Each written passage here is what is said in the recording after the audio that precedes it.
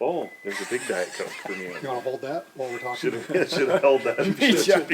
Be chugging Just the keep it Diet in one Coke. hand the whole time. Yeah. Oh, that'd be funny. Ryan Harris with SnoWest Magazine. This is the SnoWest show for whatever that is. I'm here with Jerry Mathews from Snow Tech Magazine, but you probably also know him from Starting Line Products. Owner, operator, run the whole show at Starting Line like you've been over here on the phone. Like, I can tell you're antsy about not being at work right now. He wears every hat, I think. Yeah, exactly. Yeah. And then Dustin Pancheri, also with Snow Tech Magazine. But you are the athlete manager for Klim and the events director, manager. What's your title at Klim? So my title it was athletes manager, but now it's snow marketing manager. Okay, snow marketing manager at Klim. And then I'm Ryan Harris with SnoWest Magazine. I do test writing, I write magazines, shoot photos. So You wear a lot of hats too. yeah, we all wear a lot of hats in this industry. When you're that talented, you have to wear a lot of hats, right? No, when you're that bad at your job, you got to do a lot of jobs. No, I don't think that's it. So we figured we would get together. We just rode the 23 Polaris 9R, the 23 Polaris Patriot Boost, and obviously this video was coming out months after we rode, but we're shooting this right after our test session. Jerry, Dustin, and I, we've got years and years of snowmobile testing experience, right? Especially testing the new models in January and that. So I thought it'd be a fun conversation to just talk about, while it's fresh in our heads. It was just a couple days ago. What do you guys think of that 9R? Like that is the cool new groundbreaking thing from Polaris. I was reviewing my notes on the way back down here. They really did hammer it in that 850 Patriot engine was designed at the beginning for all of these things, for Patriot Boost, for 9R, for whatever else they have coming down the pipeline. They had planned to do staged releases of different versions of that base motor, which it's really cool if you start thinking about, how long range of a plan did they really have? Is it 10 years? Is it 5 years? Like, how many more surprises are we going to get to see based off of this base 850 motor that they've had in development for almost 10 years now? I mean, it's cool to see that they planned to release it with Boost 3 years after we actually saw the motor, and then to find out that, oh yeah, that was the plan the whole time. I mean, that's kind of cool, to know that was part of the story. So, but as far as the 9's concerned, we've seen some. I think the first thing that came to my mind, and I think this is what's going to come to consumers' minds too, is, well, there's been an aftermarket 900 out there for a while. How close is this going to be to that? Because quite a few people have ridden that aftermarket 900, right? And it runs really well. And so you start kind of going like, well, is it going to run as good as that? And in my opinion, yeah, it does. I've ridden a couple of aftermarket 900s, and they run well, and this thing runs really well too. And so what we're talking about is the Carl Cycle 900. Jack Struthers has been a development partner with Polaris for a long time. So this 9R is built closely with what Jack has been doing on his motors. Now there's other 900 kits out there, but Polaris kind of used the Carl Cycle kit for that. Used some of Jack's R&D input on that, right? Yep. That's the motor we're talking about. Yep.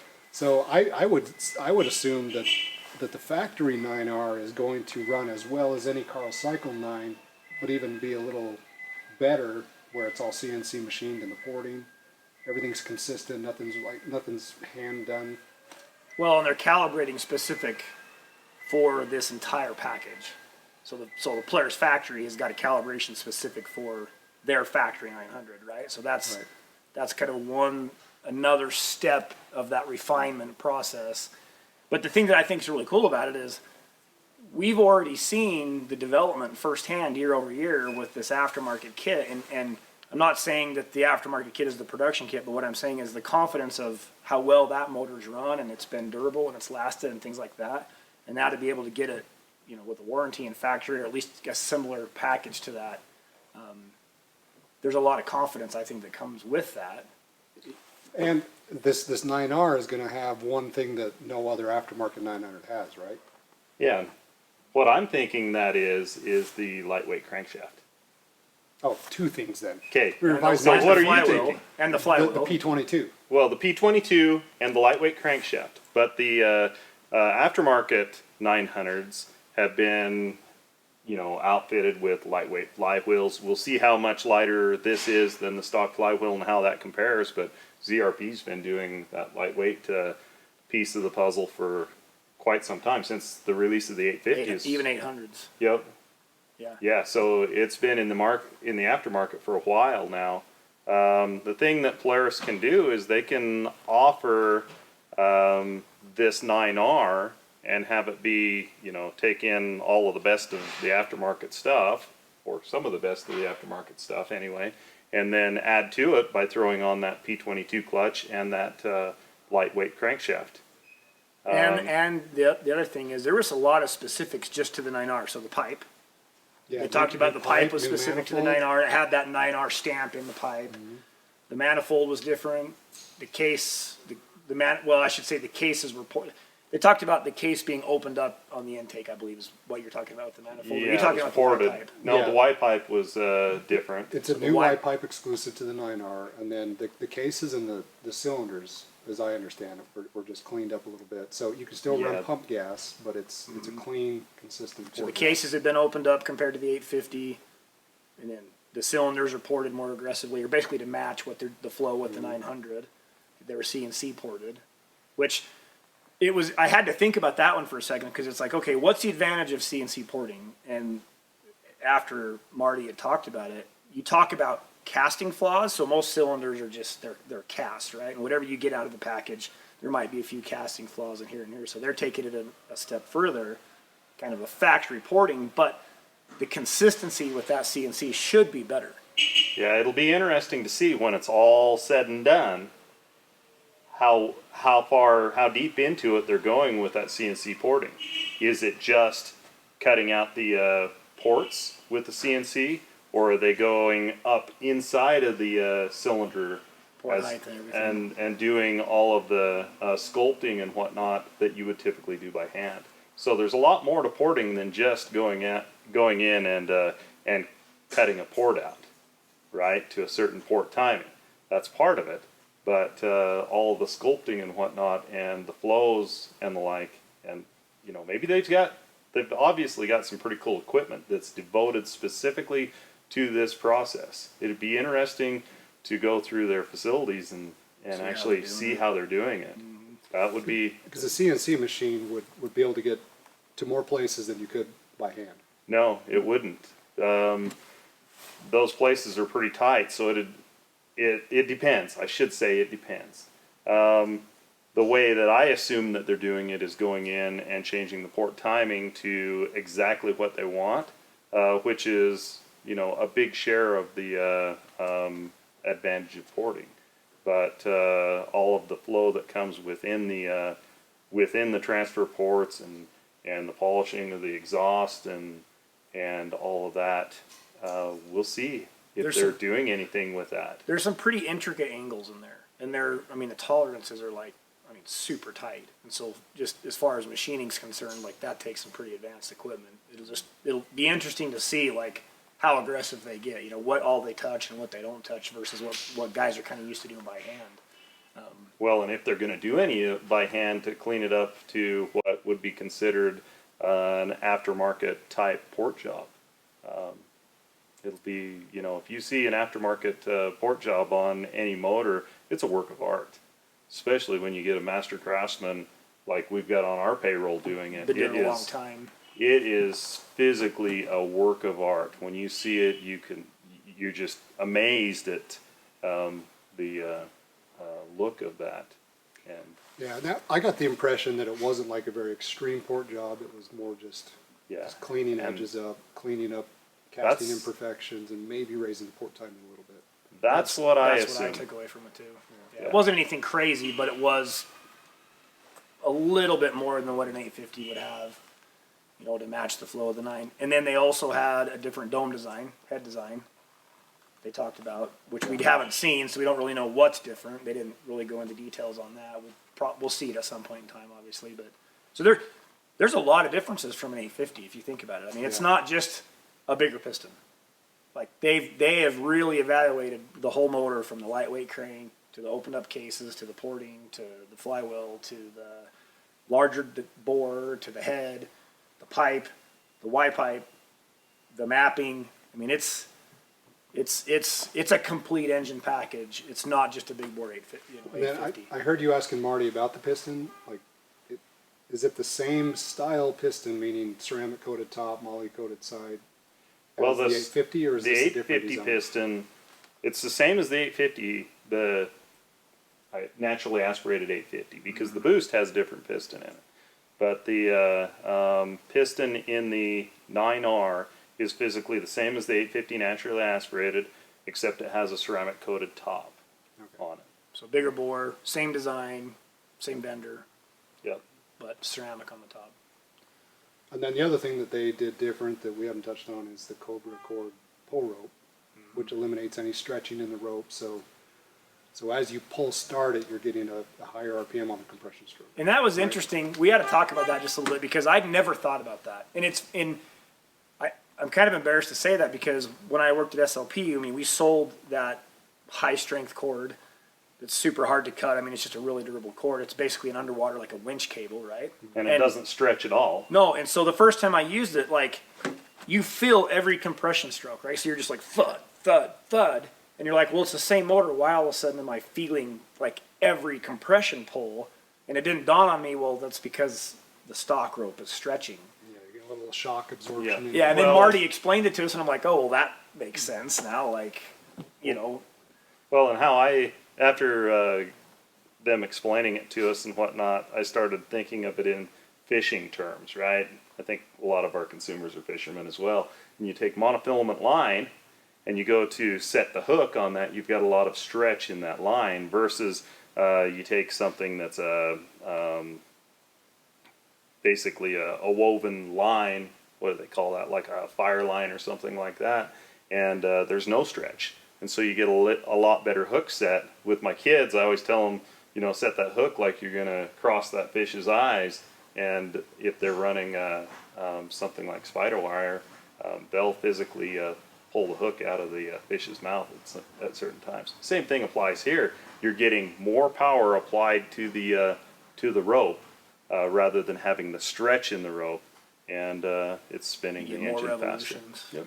Now, they talked about the Cobra cord before we rode, and then they said it's not going to be on many of the sleds that we rode, so we really didn't get a chance to try it. But I didn't notice the 9 being that much harder to pull than the 850. No. I don't think it really was. I totally forgot about it, and it felt about the same. So that's maybe an easier starting product that they're adding to it. I don't know that it's because that sled is harder to start. Yeah, I think it's just to get it to start on the first or second pull, rather than second to third pull when you go to start it, because it's spinning that motor faster and it's building your energy faster, both in the stator, as far as the energy going through the stator and the voltage regulator and everything and firing that injector, as well as when the engine comes up on its compression stroke. Naturally, it's trying to stop the piston, so it's trying to slow it down as it comes up. And if you can spin it across that faster rather than having the stretch in the rope, it'll turn it over and fire quicker. It's kind of one of those things where they're just refining the package a little bit, just making little differences to make it, every year, just make it a little bit better, right? Oh, it's going to start better next year because, not necessarily because they're using, it's a 9R, but the 850 and the 9R will maybe start with less pulls, and so just more user-friendly, consumer user-friendly. But at this point, we don't know. We know that it'll be on the 9Rs, and I think it'll be on the turbos, but we did ask about it being on all the 850s, and that's kind of still up in the air, probably based on how much they can get. Yeah, supply. But yeah, just 9Rs and turbos for now, I would assume. So the 9R, the power increase they're telling us is 10%. So we're jumping from 165 to 183-ish, if we use 165 as our base number. So if you're comparing it, they were saying about that at sea level with the turbo with the boost over an 850 NA. So at sea level, the 9R should run with a boosted Polaris at sea level. They should be heads up. Other than the 9R is going to jump quicker out of the hole because it's naturally aspirated, and the turbo is going to have to gain its momentum from the turbo. Okay, so they said it's 10% better all the way through, but to me, and that's cool to have a number to associate with that. But when I got on the snow, it's like, okay, what does 10% feel like, right? And it wasn't so much 10% horsepower; it was more response, how quick the engine responded, how quick it revved. I mean, I feel like I noticed that more than I would have a horsepower increase. So you're in and out of the trees, and you're, say you're racing through the trees with your buddies, and it's kind of like on, off, you're running the brake, on, off, kind of like what we did when we dropped down in those trees. Yeah. And I was trying to stay with you, and I just found myself like, you're on it hard, you're on the brake, you're on it hard, you're on the brake, you're setting the sled, you're pulling it around. How fast that snowmobile reacted to input, both from just spinning the track up and the engine reacting, was noticeably better than an 850. Yeah, definitely. But I would say that on the other end, on the big end, I didn't notice that much of a difference between the 9R and an 850. And I didn't either. So, On the top end. on the top end, yeah. Yeah. If you were running I it agree with out, that. and if you were going to try to race the two, and whatnot, the 9R I think could jump out in front of the 850, but I don't think it's going to just run away and leave it. I don't think so there, but I do, on that one hillside that we were on, we came out of that twice, and I was watching the guy on the 850. I think the 9R generates enough more track speed Early on on, the top end, right? so that it Yeah. does carry a little more speed up the hill, even when you're on the top end. Yeah. If it depends on momentum at the bottom, and you got to develop that momentum, it's Yeah. going to hold it better, right? Where the 850 is going to start to lose it. I agree with that. But just straight up wide open pull, and I wish when we ride them again, we should run them off like this and just kind of see how they react. Like basically, like hitting the hill as fast as we can and just see how they'll hold that momentum. Yeah. So you take the bottom end out of it, and that would be kind of a good test to see what they do on top end. But that launch from stopping up to the mid range on the 900 was definitely a lot. It was a lot built better. track speed faster. And that's what we do as mountain riders, right? We are dead stop to mid range Yeah. most of the time. Like if you're in the trees, you're in drainages, you're using the bottom end, and that's where that machine just really creates speed, creates lift, and creates momentum really quickly. Yep. Most of our time is spent between 0 and 40 miles an hour. Yeah. So top end, and Marty did kind of talk about, gearing could come into play. You could gear these things up and really get the top end to come alive, and they pull it. but what we want is what it is. It's all bottom end. Yeah. Well, and it definitely spins up the track quicker. It's you can feel how light that crank train and everything is. I mean, it's super responsive. It's zippy, you could call it.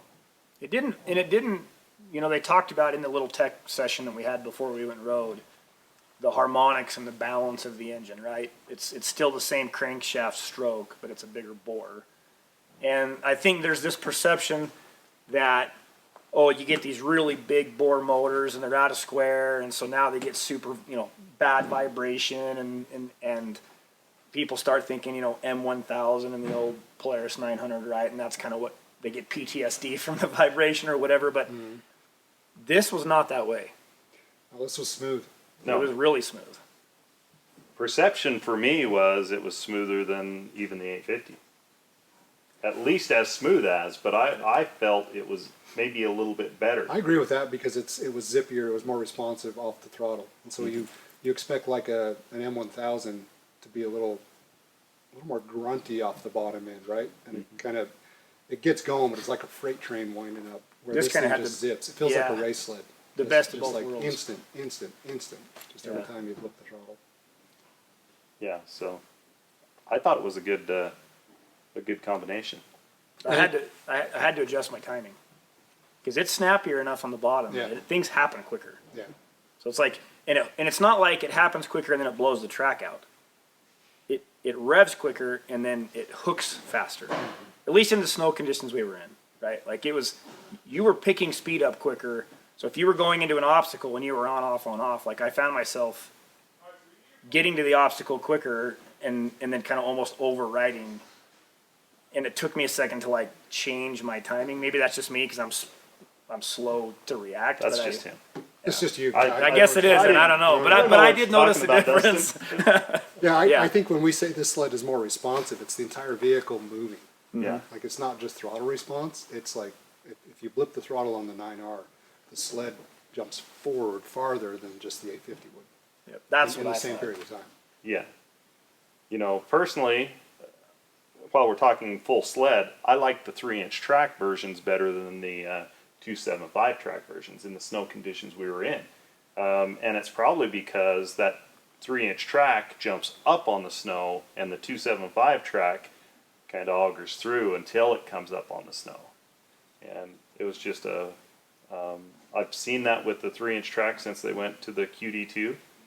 Yeah, because And- before the QD2, when they were chain case driven, they kind of did the opposite. Yeah, I those hated 3 inches the- went down before you went forward. Yep. Yep, I hated that 3-inch track on the chain case model, but on the QD2, I really like it. So I think consumers are thinking this QD2 275 track is the best track out there, when, you know, my personal opinion is the 3-inch track is probably better for the Intermountain West snow conditions than the 275 for most people. If you're wanting to ride wheelies and do that all day long, then maybe so. Maybe that 275 is the way to go. I think the 27. I mean, it does spin up quicker. I think It spins up it's quicker. lighter, and you can tell, you know, on how quick it spins up. So for a person who's really that's their priority, the 275 probably makes more sense, I would guess. But if you're going for ultimate traction and lift, Yeah. that day that we rode, I kind of felt like the 3-inch was definitely getting up quicker. You know, getting on top quicker. You get in a bad situation where it's like you're in a hole and you got to be able to get out, or, you know, you mess up and you got one shot to kind of get out of it. I feel like the 3-inch was probably better in that scenario. Well, and that's what I see too. But where I see the 275 being good is when the snow starts setting up, or when it has more water content to it. In some of these areas, like that have coastal snow and Cascade concrete and Sierra cement, I think that 275 would be wicked in that condition, and the 3-inch would be useless there. Yeah. But for our really light dry powder, I like the 3-inch over the 275. And then that 9R, as we talk about how that thing's just more responsive, you throw, you know, the slash tunnel into that, and the matrix platform and all that. You know, how much better was the matrix slash than the Axis RMK? Now you just do the motor change to the 9R from the 850, and everything about that sled being able to get up on its tail and turn quickly and do hopovers and change lines just does it that much better because of how responsive that motor is. Yeah, it happens easier, it happens quicker, it takes less body input to get it to do it because you can use the throttle a little bit more. Yeah. The fun factor in those scenarios, I think, is better with the 9R. Yeah. Just from that hit, you know, that instant response and having the ability to just have the sled literally come out of the snow if you wanted to.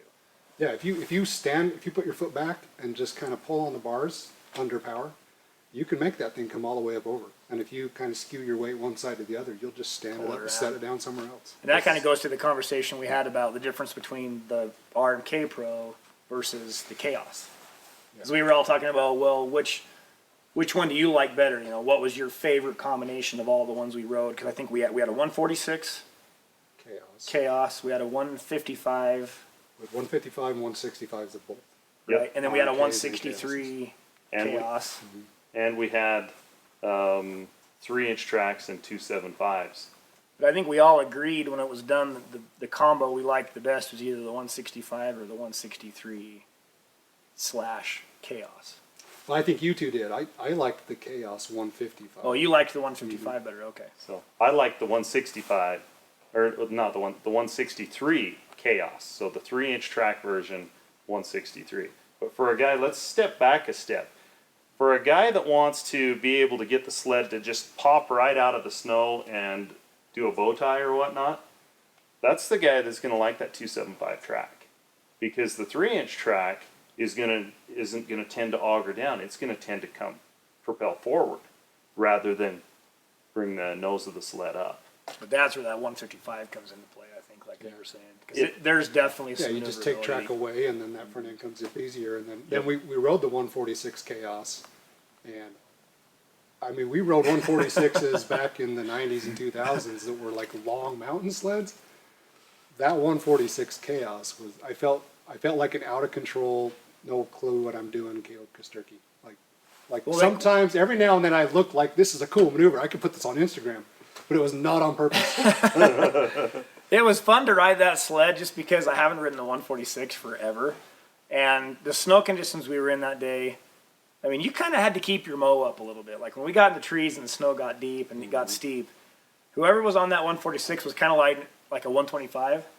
You know, Yeah. you keep Yeah, it pinned just and you're both just pinned like and right riding it over with the the clutch front. the whole time. And that was, the 146 was kind of like, you can't let off, because if you let off, you better be turning down or And you better have a plan. Like Yeah. you better. I know thought it where was you're fun. going. I thought it was a lot of fun just to kind of like, It was, and I wouldn't mind seeing the industry kind of going back that way. Yeah. You know, 165s, 163s are definitely the stable, predictable. Mm-hmm. But if you're tired of riding like the biggest, steepest terrain, like start shortening your track. Go to 155, go to 146. Bring in that playful feel, and just go ride the stuff that you blow past on the rides now. it brings some of the challenge back. Yeah. You know, it It kind brings of, the rider and it into it. evens the playing field a little bit too. It's like when we said, oh, well, there's rocks around, so we're all going to go out on a phaser ride. Yeah. You know, and Yep. we all were on phasers, and you couldn't hardly go anywhere, but it was like the funnest ride you went on. If we were all on 146s. Because everybody's pinned, Yeah. and all you're doing is just trying to carry your momentum, and that you just. It would be learn fun to go ride out like and just that. have everybody on a 146 and just Yeah, but that play. 146 is not even in the same ballpark as a phaser. I'm just here No. to say it's No. Definitely. that thing was so much fun. I thought Yeah. when you were in terrain that wasn't a do or die side hill in the trees where you're just trying to hang it all out. That 146 wasn't very fun for me in that kind of a condition. But when the terrain was semi-open to where I had multiple lines at my disposal, so when I screwed up a little bit, you just choose your other line, right? Or if we had some little pops through a creek bottom or things like that, that thing was a hoot. It was one of the most fun sleds I've ever been on. But again, you had to keep your momentum up going into anything. You had to have some commitment. You had to have your momentum up, and you had to be totally committed. But you could do things on that 146 and even the 155 that would be more difficult on the longer sleds. Yeah, for sure. I think didn't we call it the Kasturkey Special? Yeah, At the end. Turcotte, Kasturkey, Yeah. like something like that. I mean, Oh, and just- they said Turcotte and Kasturk were fighting over it, trying to decide who was going to take it home at the end of the shoot, yeah. because they Yeah. both loved it so much. So this is the thing that leaving the ride, coming back, this is what I was thinking about on the drive back. In 1 year, well, in a 2-year span, we've been doing this for 20 minutes. We haven't even talked about Patriot Boost. Yep. So in this 12 to 18 month span, we've gone from all this hype about factory turbos, Patriot Boost being the king. Nobody can talk enough about the Patriot Boost, to now we're just back to this naturally aspirated 9R. So let's talk about the Patriot Boost for a minute, because it did get some updates for 23. And the ones we rode didn't have all the updates. But they did have the airbox improvements. No, didn't the they? one didn't. I asked him. Okay. Because and that was because I had actually been riding a Patriot Boost the day before, a production one, and so I got on that one, and they felt exactly the same. And I'm like, man, I'm wondering if this has the updates. And so I asked the engineer, and he's like, no, that one doesn't have the intake updates yet. So the updates for the production 23 Patriot Boost is an airbox with increased volume, or increased I airflow. don't, he didn't say They weren't specific on. Yeah, they kind of said- left it something to vague, address right. the air. I think they're still the air they're still delivery, playing right. with some things because they know they can get it better. Mm-hmm. So it'll be interesting to see what they finalize there. But it sounded like the boot, the air intake boot that goes on the intake side to the turbo may have some changes, and then the airbox itself and then the air intake area up by the hood may have some changes. I don't know. So then a new calibration that comes with that, plus probably some updated calibration just in general, year over Yeah. year. And there's, I mean, we know anytime you get in really, really deep snow, it's like you can't, it's always a struggle to get as much air as you possibly can when you're, covering all those vents. And so we know that that's the condition they're trying to improve in, which we did have a lot of that in the last 2 weeks. I mean, that's pretty much, That's about We're- all we've had. yeah. So it'll be interesting to see, I'm sure at Snowshoot we'll get to ride the updated version. So let's talk about 9R versus Patriot Boost, because everybody, Skidoo, Polaris, and even your Arctic Cat Yamaha guys have flocked to the factory turbos. So in my mind, this 9R is creating this gap fill between 850 naturally aspirated and factory turbo that is honestly more responsive. It's a lighter vehicle, and it fits my needs better than the turbo. For me, it's more fun to ride 9 out of 10 days, I would say. If you ride 10 days, the only day that the turbo you're going to like better, I think, than the 9R would be on that super deep snow day where you jump off of your sled, you better be hanging on to it because you may go all the way down. You know, it's armpit deep snow. And when you're in that type of snow, it'll be interesting to get both of these compared into that. I think that the Boost is going to have the advantage there. On a 9R versus a Boost is going to be not only conditions, but I also think it's rider preference. Because some riders, they just like the feel of the pull of the turbo.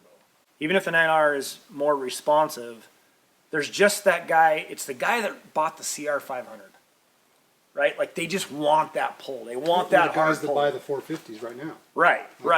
You know, and You're that, paying for power and you want to use it. and there's not a right and there's not a wrong and there's nothing, you know, there's nothing wrong with that, but there's going to be this crowd and maybe they know they're going to be riding bigger hills all the time. And so that guy's probably still just going to gravitate to the night or to the Boost. But then the person that's like, okay, I just want to make sure I have the right engine configuration for the way I ride. If they're going to spend most of their time in the trees, that 9R was easier to ride in the trees. Yeah, There's no question, right? Yeah.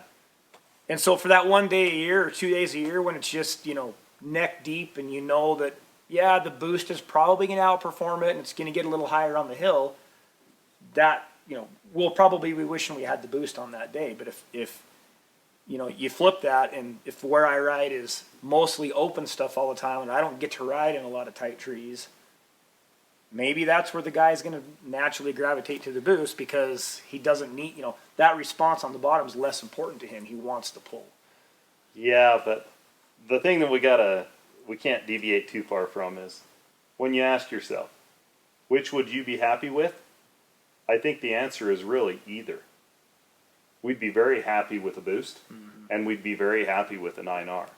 So some of it may come to conditions, some of it may come to riding style, some of it may even come down to rider weight.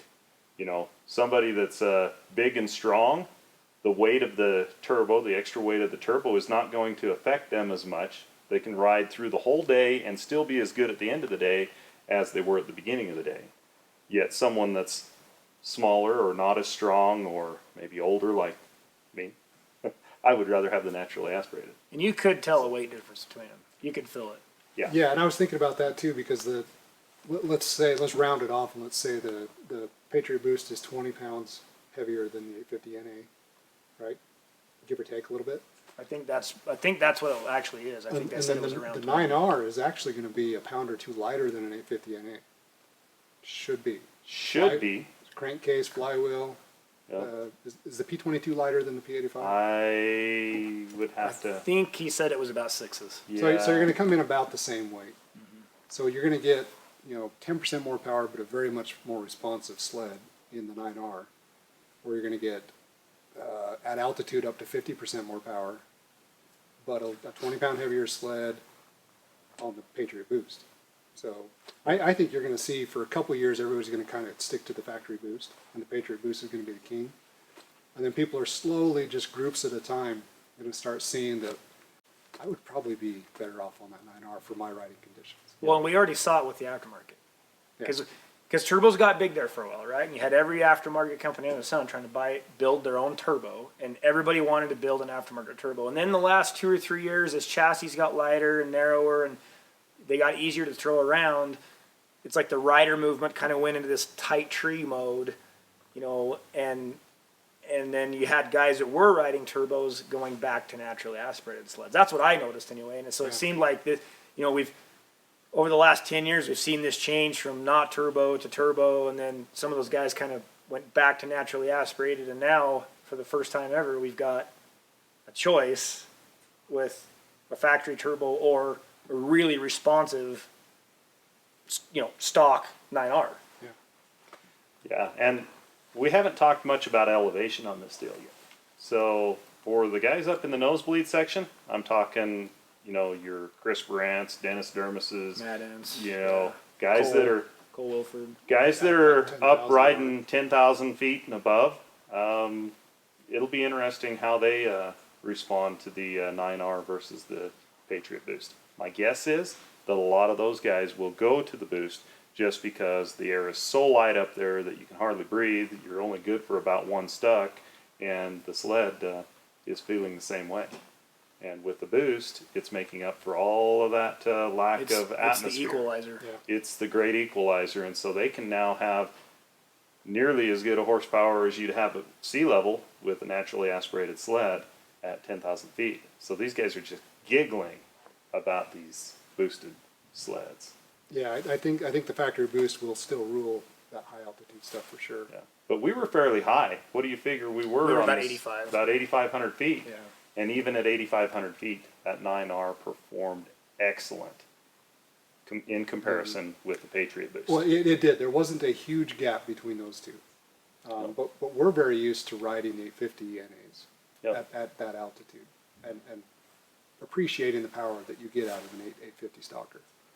Yeah, and I would take the lightweight, nimble sled because it's easier to throw around. It's easier to do the things that I want to do with it.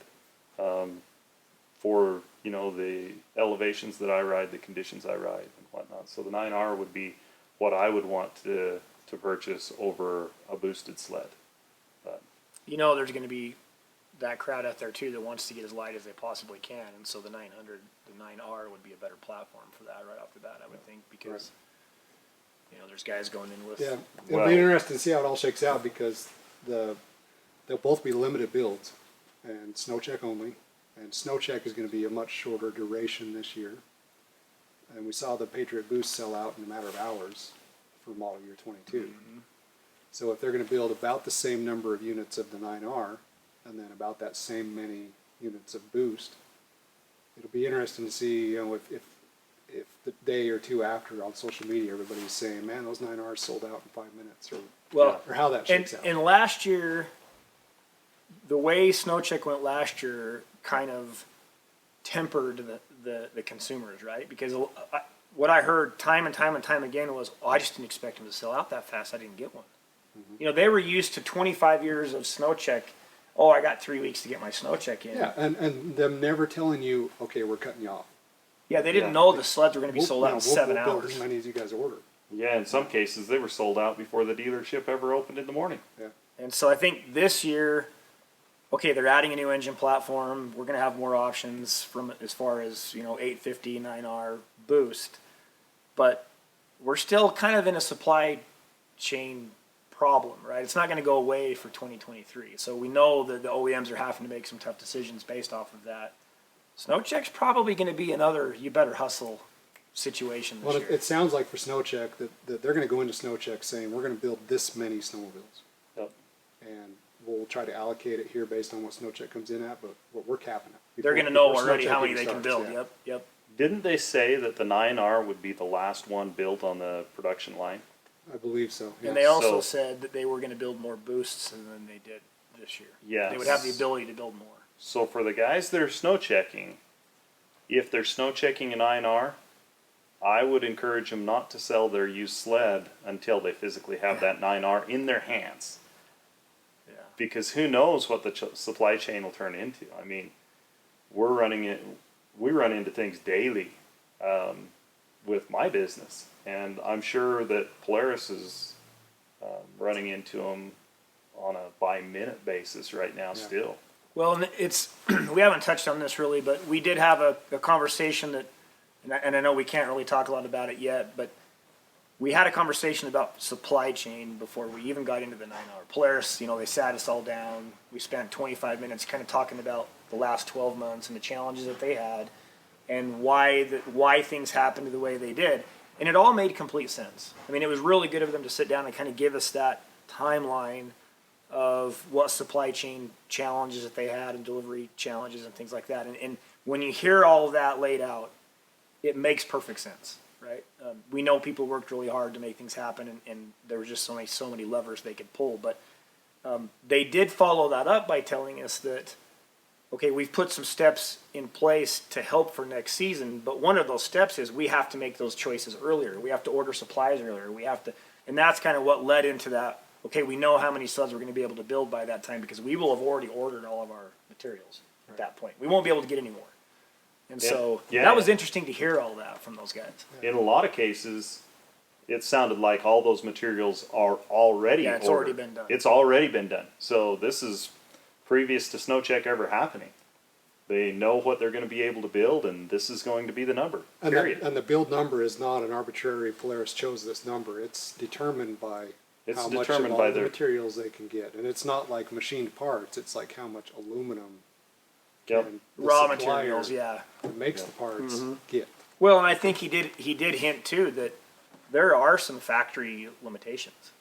Because I know, I mean, it's not like they can react and be like, oh, we're going to hurry up and go build another factory so we can do twice as much production. That can't happen. That's impossible. So there is going to be some factory limitations as far as if they start building their general dealership supply in June, and they try to get ahead of that, eventually they're going to run out of factory time by December or January when everybody wants their snowmobiles. So between raw materials and factory time, every OEM is going to have that limitation, I believe. Yeah. The other thing that'll be interesting, they didn't really touch on this, but the price. Where's the price going to fall on this? They said that the 9R is going to be between the Boost and the 850, but where is that number? I think with all of the increases in material costs, I mean, aluminum's gone up, stainless steel's gone up, steel's gone up, Plastic's gone up, everything. I don't know. Anything petroleum based went up. Chipsets have gone up, and Freight's gone up. Yeah, the freight to get it there. I mean, this kind of sounds depressing to talk about it. Well, so every 23 is going to have an increase in price. I'm sure that would be that would be my guess. And then the 9R should fall in somewhere between the 850 NA and the Patriot Boost, kind of right in the middle, maybe a little above half. Yeah. Well, but you can't go off of right now, the prices right now, because everything's going to go up before. Exactly. Yeah, they'll probably have to wait till the very last day when they have to put that information out to make that decision. Right. Because that's going to be the latest pricing information they can have. But they'll sell out. They'll still sell out in minutes. That's just the nature of the economy right now. And with this inflation that we've got going on, the good thing about it is the used sleds are worth a fortune. And they're going to be worth a fortune still. So anybody that's stepping up to the plate on a new sled, no matter what vintage sled they have, what year sled they have, it's going to be worth a lot. Well, and if you put yourselves in, the businessman's shoes making the decisions, they're probably sitting back there, and, this is speculation, but they're probably sitting back there going, we didn't price these things high enough last year. I mean, we sold out, right? We could have brought in a higher price, and they're going to that's going to be taken into consideration too when they're making their price adjustments for 2023, I would imagine. Because they know that we could have priced these higher. They still have to be competitive with Ski-Doo and Arctic Cat. Yep. They do, but everybody's selling everything they can make. Well, yeah, they got to be competitive, but not quite as much as in a normal economy, right, because there's such a demand for this product, and there's such a demand for the best performing machine out there. Well, and if you ride it, you understand what it is. Yeah. That 9R is just that. It's one of the best performing machines I've ever been on. Wouldn't you agree? Oh, totally. Yeah. Especially when you say it's a stock sled. We haven't even dove off of this clip yet, but how good is that going to be once we can get our fingers on it and start modifying it from where they are right now? Yep. So guys like you, so that's a question for you. Is it easier to make a fantastic sled better or a marginal sled good? Well, normally we make more money when we take a slug of a sled and make it excellent. But I don't know that it really matters that much. I'd rather work with an excellent sled to start with, because then everything you do from then on is just you're making something that's great, fantastic, and you're not having to put patches on this or that or the other. You're just you know, it's wide open what you can do from here on. So Okay, well, let's wrap it up there. But speaking of economy and everything, I mean, we're all dependent on you guys subscribing to our magazines. So please, if you're not a reader or a subscriber to Snow Tech or SnoWest, like check them out. Like there's still the best third-party information you can get out there when it comes to comparing and evaluating snowmobiles and products and learning how they work than there is with the magazines. So Snow Tech magazine, subscribe. SnoWest magazine, give us a subscription. Follow on social media. We'll keep us going. Yep. yeah, Thanks for your support. yeah. Thank Thanks you. for watching.